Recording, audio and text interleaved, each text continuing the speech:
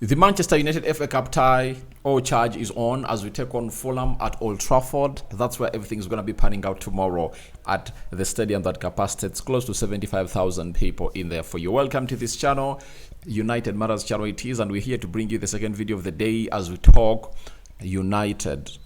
United's chances of going in through to the next round of the semi-finals of the FA Cup. Always, we really bring you the match preview 1 or 2 days to the game of football, but today, obviously, we're here to bring you the latest as we think United will obviously look like. Now, today, yesterday Aston Villa beat Cardiff by 2-0. You know, that means Aston Villa is through.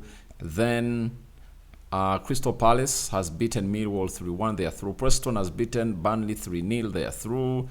So 1, 2, 3, 4, 5, 6, 7, 8. So the teams are really going to be getting into, are really going to be playing into what we call the quarterfinals of the FA Cup. And Man United has to do all what it takes, because if you are to play in Europe, there are two options we are left with. One, win the FA Cup and get back to the UEFA Europa League, or win the UEFA Europa League and see to it that United gets into the Champions League. I think that will be the best option, because if we really go into the Champions League, a lot will happen in our favor and nothing will stop us from obviously achieving what we want to be and what to get. So that's exactly what you're really getting in through from the side of Manchester United.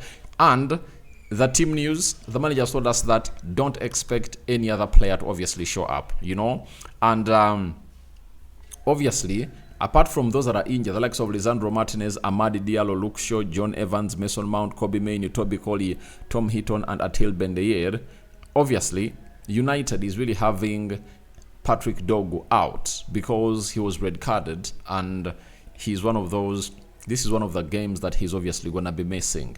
After this, we'll miss the game of Arsenal and the game of Leicester City. That is it. Then for Fulham, Sushak Luchik has a ban for picking up his 10 Premier League cards, yellow cards. It applies to top flight games, so he should reprise his role in the midfield, so he might obviously showcase. Then Emily Smith-Rowe is uncertain due to the ankle injury. Then Reece Nelson is having a thigh injury. Harry Wilson is having a foot injury. Kenny Tete will be absent also, you know. So those are really out, and we are waiting to see how the manager of Fulham, Marco, he's called, what's his name? The manager of Fulham, you know. Let me check here. The manager of Fulham, his name, Fulham manager. How come I'm forgetting his name, you know?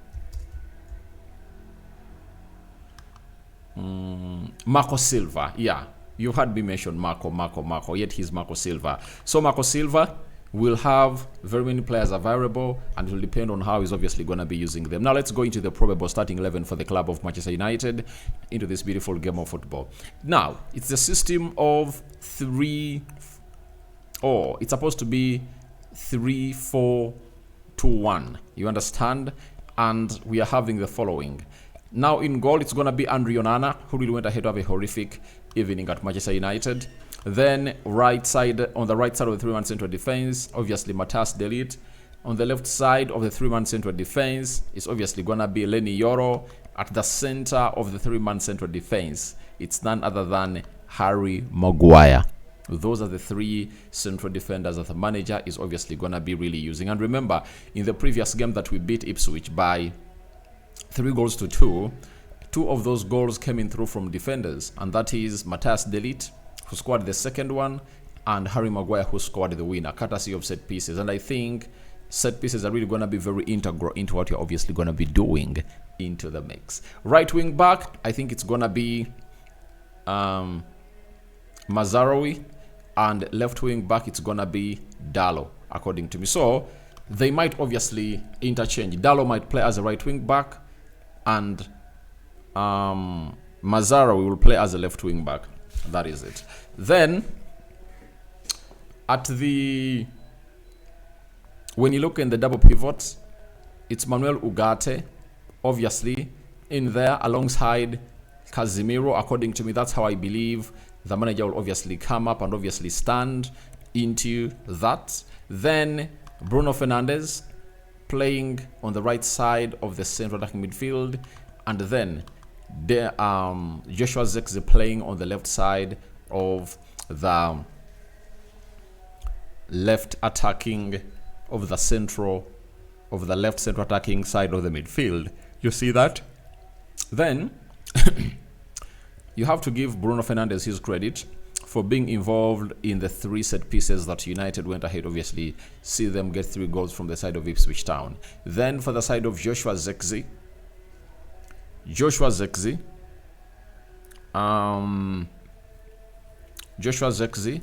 he's really one of those that you have to obviously look at and really understand that in the previous games, he has gone ahead to turn out into a player that we all know and the player we want to be. So that is Joshua Zirkzee for you, and a lot is really in his favor, and he's doing lots of things as a player to see to it that he really hits the ground running. The manager has come out and obviously hailed him for his efforts of really doing the needful and really ashaming the people that are really criticizing him, and he has also hinted on to him being one of the favorites that the fans are really loving nowadays. Then leading the line, I know it's going to be Rasmus Højlund, and Chido Obi Martin will obviously be one of those players that will play off the bench, because the manager has told us that Chido Obi Martin missed out onto the game of the under-18 that saw United knock out Arsenal, because the player is part of the squad that's going to be playing against Fulham. So the earlier the better. I think would have gone to get in minutes when the player against Ipswich Town, if at all we had not gone ahead to obviously get a red card. But the moment I saw a red card, it was hard for Chido Obi Martin to obviously show up in such a game situation, because he's still young, and you might frustrate him in a game like that, because he'll be in a graveyard shift and no balls will be coming to him. That is Chido Obi Martin. You understand? So apart from that, that is the probable starting 11 for the side of Manchester United. I don't know what your probable starting 11 is, but I think that's going to be the probable starting 11 for the side of Manchester United. For Fulham, in a system of 4-2-3-1, they'll obviously have Leno in goal, Castagane right back, then Robinson left back, Anderson and Basse in the central defense, then Sander Berge and Lukic and Traore into the midfield 3. Then Pereira, Iwobi and Muniz will lead the line for the side of Fulham in there. Very threatening team, and very hard team to obviously stop when it comes to them wanting to obviously score goals. And remember, they're a bogey side for the club of Manchester United. In the Premier League, we beat them by 1-0, but I tell you what, it's not one of those performances that you'll obviously come out and really feel like United had everything in control. You know, they really deserved the 3 points, but they failed to score goals, and Man United came up and obviously scored that 1 goal that gave us the win. Then the head-to-head stats, Manchester United have progressed from their last 9 FA Cup ties against Fulham since a 2-1 quarter-final defeat in 1908, meaning that we really have a very huge pedigree against Fulham. 2, United have lost one of their last 21 meetings with Fulham in all competitions, 17 wins and 3 draws. They've beaten them once. They've beaten them 1-0 in both Premier League meetings this season. Yeah, we've beaten them 1-0 in Premier League meetings this season. Thirdly, this is the 4th time Fulham are facing the holders of the FA Cup in this competition, being eliminated on each of the previous 3 occasions by Newcastle, West Bromwich and Man City. So they are not lucky when they obviously find the team that are really the defending champions of the FA Cup. And fourthly, Man United have progressed from each of their last 14 FA Cup 5th round ties.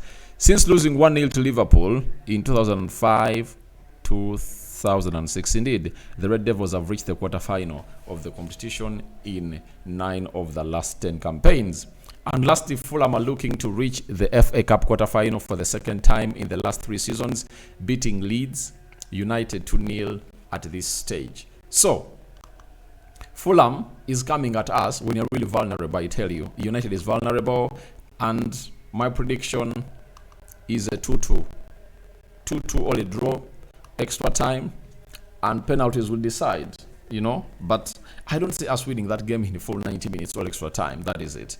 I don't think it's going to be a hard game because we really let in very many goals and we don't score very many. And Fulham is really good. When they were playing at their stadium last time, they really had some good chances and they never really used them. So to that Old Trafford, them coming in through without pressure. Remember, pressure is going to be piled on the side of Manchester United.